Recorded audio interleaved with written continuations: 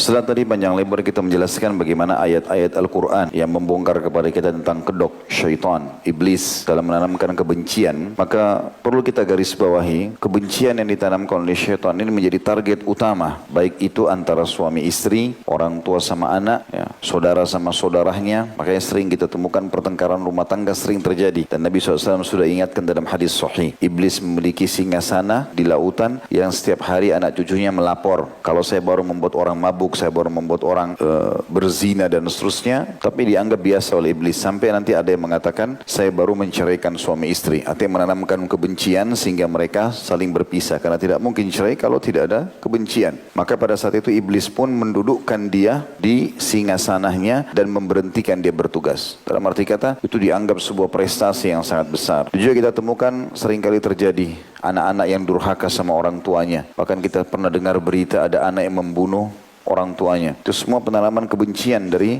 syaitan. Begitu juga dengan sahabat dengan sahabat. Seperti dalam ayat Al-Quran yang berbunyi, Inna syaitanu yanzigu bainahum. Sesungguhnya syaitan itu masuk di tengah-tengah mereka. Kata sebagian ulama, yang dimaksud dengan masuk di antara mereka adalah merusak hubungan yang sudah ada. Jadi bagaimana caranya supaya persahabatan itu jadi bercerai-berai, jadi rusak semuanya. Dan itu sesuai dengan sabda Nabi SAW, hadis sahih riwayat Muslim. Kata Nabi SAW, Ayya'budahul musalluna fi jaziratil Arab walakin fit tahrishi bainahum. Sesungguhnya syaitan itu sudah putus asa untuk disembah oleh orang-orang yang sholat di jazirah Arab. Maksudnya orang yang ibadah, sholat itu sudah aman. Kalau dia sholat akan jauh dari kufur. Ya. Tetapi syaitan akan masuk untuk menanamkan permusuhan di antara mereka.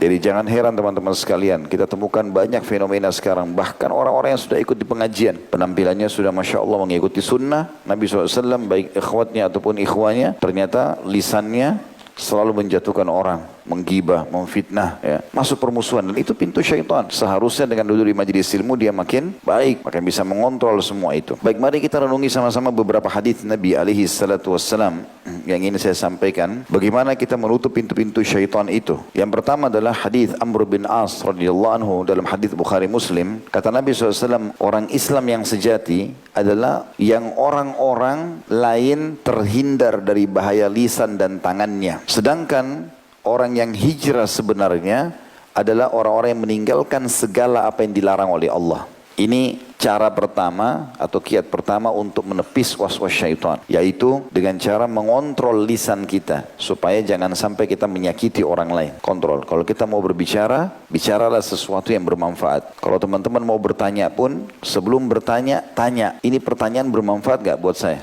Itu saya pernah berbagi dalam taklim kita teman-teman sekalian. Kalau antum mau bertanya sesuatu, tanya dulu, ini bermanfaat gak buat saya? Misal di sebelah antum orang pakai baju warna merah, kah warna biru, kah warna hijau, warna putih. Antum mau bertanya, ada bisikan, coba tanya bajunya, itu beli di mana? Gitu kan. Misal, antum tanya dulu, ini kalau saya tanya bermanfaat gak sih? Misal betul-betul kita butuh membeli baju yang sama, harus tanya ya sudah. Kalau enggak diam, enggak usah. Sampai pada pertanyaan yang mubah pun enggak perlu, enggak usah tanya. Kalau tidak diperlukan, enggak usah ditanya. Itu termasuk kita menyelamatkan orang-orang lain dari bahaya lidah kita. Mungkin nanti tidak sengaja kita ngomong. Bisa kita mengatakan baju itu tapi bajunya kebesaran, tapi bajunya begini. Ada saja nanti akhirnya mengganggu orang lain. Dan hijrah yang sebenarnya adalah hijrah yang meninggalkan semua apa yang Allah larang. Kata ulama, kalau orang sudah berusaha meninggalkan ini, pintu-pintu syaitan semuanya terbuka. Karena diajak zina dia tutup, diajak bohong dia tutup, diajak riba dia tutup. Dia nggak mau semuanya. Maka akan tertutuplah pintu-pintu syaitan. Yang kedua, hadis Nabi SAW diriwayatkan oleh Imam Muslim, masih dari sahabat Nabi yang lain, tapi anaknya. Tadi Amr bin As, ini anaknya Abdullah bin Amr bin As radhiyallahu anhu, ia berkata, Rasulullah SAW bersabda, barang siapa yang ingin dijauhkan dari api neraka, selamat dari godaan syaitan, dan dimasukkan ke dalam surga, hendaklah apa yang menjadi angan-angannya benar-benar diusahakan. Tadi kan salah satu cara iblis membangun angan-angan kosong. Maka kita harus angan-angan yang positif. Misal angan-angan ingin haji, ya, ingin mati syahid, ingin punya rezeki yang banyak, bersedekah pada orang, ya, itu angan-angan yang baik. Maka dia harusnya membangun angan-angan tapi yang baik, sehingga syaitan juga tidak bisa menggoda di situ. Syaitan tidak mau kita lakukan itu, tidak mau kita haji, tidak mau kita bersedekah, tidak mau kita menikah, tidak mau kita lakukan ibadah-ibadah. Di sini kata Nabi SAW, barang siapa yang ingin dijauhkan dari api neraka dan dimasukkan dalam surga, hendaklah apa yang menjadi angan-angannya benar-benar diusahakan, di mana ia harus beriman kepada Allah dan hari akhir, serta berbuat senang kepada orang lain, sebagaimana ia sendiri senang apabila diperbuat seperti itu. Jadi artinya selalu kita melakukan hal-hal yang positif. Sehingga perbuatan itu kalau syaitan pun mau goda, dia mau berusaha kita berhentikan. Tapi kalau dia tidak bisa, misal antum mau dulu di majelis ilmu seperti ini. Syaitan awalnya memberatkan, Blok M jauh, macet, tidak usah datang. Hah? Ada nggak tadi begitu? Bagus, pengakuan yang positif. Tapi karena antum melawan, enggak, saya mau datang pengajian, mau nambah keimanan. Dia nggak bisa buat apa-apa kan? Nggak mungkin ban motor antum dikempesin sama syaitan. Atau dia ambil bensinnya supaya nggak bisa jalan, enggak. Nah pada saat kita sudah melakukan itu, syaitan nggak bisa buat apa-apa. Karena sudah program positif kan. Paling dia coba selipkan mungkin sedikit ngantuk, menghayal. Mungkin apa, ada kalau dia bisa selipin riak supaya dianggap orang hadir. Mungkin. Tapi yang lain sudah tidak bisa. Dia nggak bisa berhentikan. Makanya hadits ini sangat mulia. Jadi dia melakukan hal-hal yang positif. Hadits yang lain, hadits yang ketiga adalah dari Anas radhiyallahu anhu, hadits riwayat Bukhari Muslim. Kata Nabi SAW, jangan kalian saling membenci. Ini tepat sekali dengan bahasan kita. Nabi SAW melarang. Jangan saling membenci. Tapi kalau orang itu buat keburukan Ustaz, yang kita benci perbuatannya, bukan benci fisiknya. Kalau ada orang ghibah, ada orang fitnah, ada orang mencuri barang kita, ada orang menghina, yang kita benci ini semua. Karena ini perbuatan syaitan, itu yang kita benci. Jangan benci fisiknya. Kalau kita benci fisiknya, kita tidak akan pernah memaafkan dia selamanya. Akhirnya melihat pun kita nggak mau lihat misalnya. Nggak, itu was-was syaitan. Kita nggak boleh kotori hati kita. Jadi kalau ada seseorang yang berbuat salah, yang kita benci perbuatan salahnya. Ini kan pernah saya kasih contoh. Kalau kita makan jeruk, asam. Yang dibenci apanya? Asamnya. Jangan jeruknya. Karena kalau jeruknya nanti kita tidak akan makan jeruk seumur hidup. Kenapa gak makan jeruk? Asam. Itu kan jeruk yang lalu. 10 tahun yang lalu. Sekarang belum tentu asam. Ya. Kalau makan ikan amis. Amis yang kita tidak suka. Bukan ikannya. Kalau ikannya kita gak bakal makan ikan selamanya. Jadi jangan tanamkan kebencian kecuali pada perbuatan yang salah. Karena perbuatan ini yang keliru ini yang dianggap salah oleh agama, itu yang kita benci. Kata Nabi SAW, jangan saling membenci. Jangan hasut, iri. Kalau apapun diberikan kepada seseorang, Allah berikan kepada seseorang, kita jangan iri dengan dia. Allah lebih tahu kenapa diberikan kepada orang tersebut. Tapi kita boleh ghibthah. Sudah sering saya jelaskan, ghibthah adalah kita kalau lihat nikmat pada seseorang, dia pintar, dia kaya, dia gagah, dia cantik, dia apalah kelebihan yang Allah kasih, kita mengatakan, ya Allah, berikanlah aku sebagaimana kau berikan kepada dia. Tanpa berharap nikmat itu hilang dari dia. Itu boleh, ghibthah, positif. Tapi kalau kita berharap hilang dari dia, dosa. Kata Nabi SAW, hati-hati kalian dengan hasad, karena dia bisa membakar pahala sebagaimana api membakar kayu bakar. Ini sering saya kasih contoh. Jadi nggak boleh teman-teman. Tetangga beli kulkas kita yang kedinginan. Ya. Kenapa dia beli kulkas baru itu? Dari mana duitnya? Dia yang panas sendiri, dia yang dingin sendiri. Ya. Lalu kata Nabi SAW, jangan saling hasut, jangan membenci, jangan hasut, jangan saling memusuhi dengan cara membelakangi, tidak mau memandang temannya. Ya. Dan jangan memutuskan tali persaudaraan. Tapi jadilah kalian semua hamba Allah yang bersaudara. Ingatlah, seorang muslim tidak diperbolehkan mendiamkan saudaranya lebih dari 3 hari. Ini semua pintu-pintu menutup pintu syaitan ini. Ya. Ada orang bermusuhan sampai sekian tahun, nggak boleh. Begitu juga hadis selanjutnya yang keempat adalah hadis riwayat Muslim dari Abu Hurairah radhiyallahu anhu, bahwasanya Nabi SAW bersabda, pintu-pintu surga dibuka tiap hari Senin dan Kamis. Besok ini hari Kamis dibuka pintu surga. Maknanya dibuka pendaftaran. Kemudian pada hari itu diampuni dosa setiap hamba yang tidak menyekutukan Allah dengan sesuatu apapun. Tidak syirik, Allah ampuni. Kecuali orang yang bermusuhan dengan saudaranya. Maka dikatakan, tunggulah 2 orang ini. Tangguhkan maksudnya. Tangguhkanlah pengampunan 2 orang ini sampai mereka damai. Diulangi sampai 3 kali. Tangguhkan pengampunan kedua orang ini sampai mereka damai. Tangguhkan pengampunan kedua orang ini sampai mereka damai. Maka ini juga termasuk hal yang perlu diperhatikan baik-baik berhubungan dengan menutup pintu-pintu syaitan. Sebagai penutup teman-teman sekalian, kita sekarang coba tadabburi ayat surah Al-Imran. Surah nomor 3 ayat 133. Ini closing bahasan kita. Habis ini kita buka pertanyaan insyaAllah. Sibukkan diri dengan ayat-ayat ini ya. Tujuan kami membaca ayat ini, tentu saya berharap Allah SWT mudahkan saya pertama mengamalkan, bukan cuma mengucapkan, juga teman-teman sekalian. Al-Imran surah nomor 3, 133, Allah mengatakan, A'udzubillahi minasyaitonirrajim, wasari'u ila maghfiratin min rabbikum wa jannatin arduhas samawati wal ardu iddat lil muttaqin.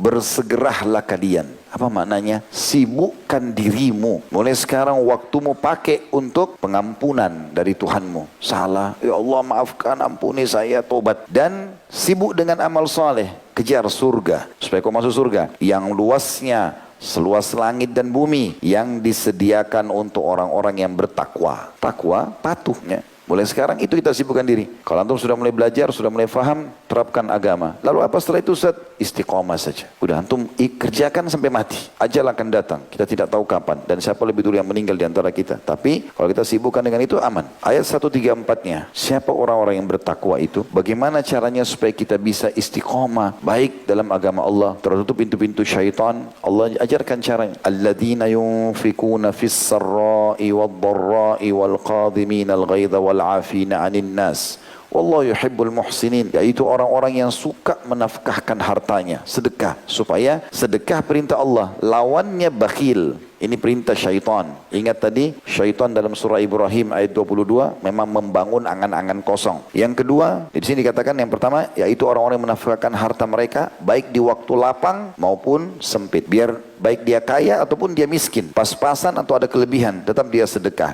sehingga tertutup pintu-pintu syaitan. Kemudian yang kedua, dan orang-orang yang menahan amarahnya, gak mudah emosi kecuali terjadi pelanggaran agama. Nabi SAW tidak marah kecuali terjadi pelanggaran agama. Selain daripada itu beliau mudahkan semua. Ini juga resep awet mudah. Yang ketiga, dan suka memaafkan kesalahan orang. Allah menyukai orang-orang yang berbuat kebajikan. Kapan antum ada orang buat zalim? Sudah saya maafin karena Allah. Masalah dia tidak minta maaf ke kita itu urusan dia sama Allah. Yang penting kita maafin dulu antara kita sama Allah. Kalau kita ucapkan di depan mata dia, kau sudah saya maafkan, maka lepas dari hukuman Allah dia. Tapi kalau kita hanya hati-hati sama Allah, ya Allah saya maafin orang ini, maka dia untuk selamat dari hukuman Allah, dia harus minta maaf. Berarti tetap bisa kena hukuman sama dia. Tapi tugas kita adalah memaafkan dulu. Kalau kita maafin orang, hati kita jadi bersih. Kita jadi tidak terbawa dengan kebencian yang tidak perlu. Ada sesuatu yang menyakitkan teman-teman, antum anggap seperti antum tidak pernah dengar. Saya kadang-kadang kalau dengar ada kata-kata, ada cacian, baik itu di medsos atau apa, sampai ke telinga saya atau saya baca,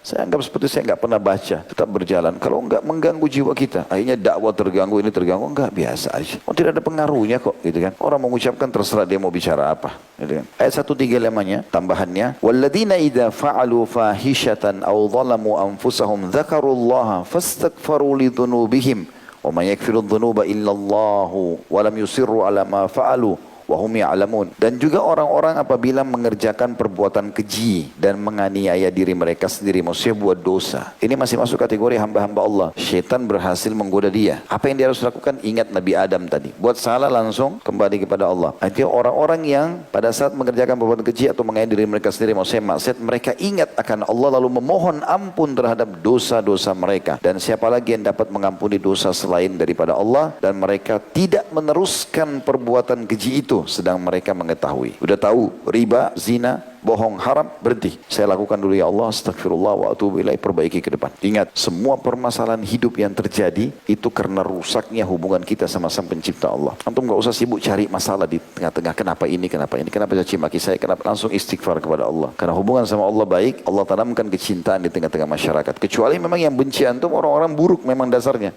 Nabi SAW dibenci oleh para munafikin, orang-orang kafir, itu wajar. Tapi kalau ada orang yang baik, orang soleh benci antum, tanda tanya, ini kenapa antum dibenci?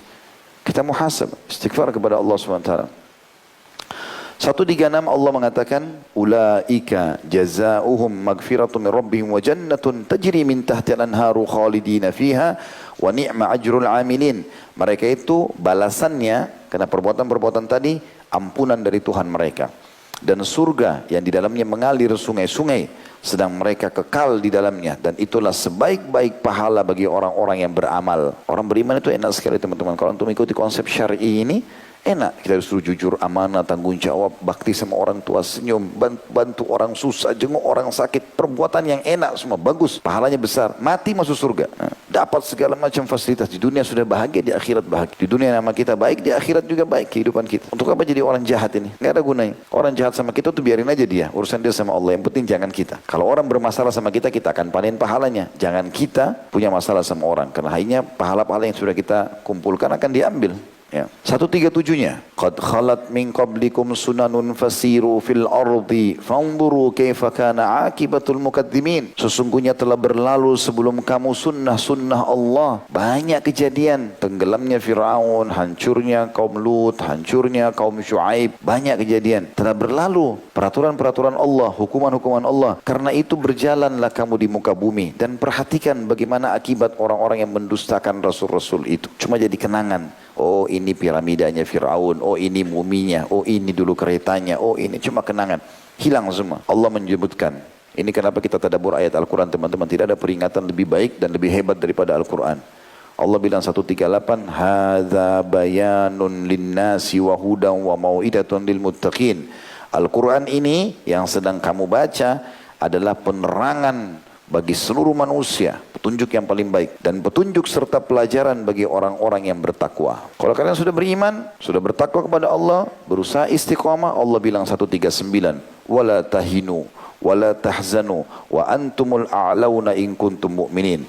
Jangan kamu bersikap lemah karena ini cuma menjatuhkan citrahmu, karena ini cuma menghinamu, ini cuma menipumu, ini cuma mengganggu keluargamu. Allah bilang jangan kau bersikap lemah. Jangan pula kau bersedih hati. Padahal atau karena kamulah orang-orang yang paling tinggi derajatnya jika kamu beriman. Kita tutup dengan ayat 140-nya. Allah mengatakan in yamsaskum qarhum faqad massal qauma qarhum mithluh wa tilkal ayyamu nudawiluha bainan nasi wa liya'lamallahu alladhina amanu wa yattakhidha minkum syuhada wallahu la yuhibbudz zalimin.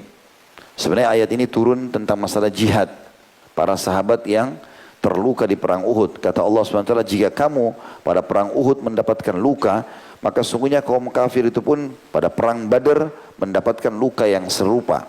Dan masa kejayaan dan kehancuran itu kami pergilirkan di antara manusia agar mereka mendapat pelajaran dan supaya Allah membedakan orang-orang yang beriman dengan orang-orang yang kafir, supaya sebagian kamu dijadikan gugur sebagai syuhada. Kalau seandainya semua pasukan Islam menang terus, nggak ada yang mati, nggak ada syuhada. Padahal ada keutamaan orang mati syahid. Dan Allah tidak menyukai orang-orang zalim. Jadi kita tarik pelajaran di pelajaran malam kita ini teman-teman dari ayat ini 140 surah Al-Imran adalah kalau ada orang yang menyakiti antum, menggibah, memfitnah, mengambil hak antum. Terus antum lihat kok orang itu baik-baik saja ya? Tidak. Dia sangat menderita, sangat menderita. Cuma antum tidak tahu saja. Allah punya cara. Allah akan hukum dia. Buat dia gelisah, buat dia sakit, segala macam cobaan datang peringatan sampai dia tobat. Sama tidak tobat akan tersiksa terus. Jadi tidak ada namanya orang tidak dihukum, itu mustahil. Ya. Allahu a'lam.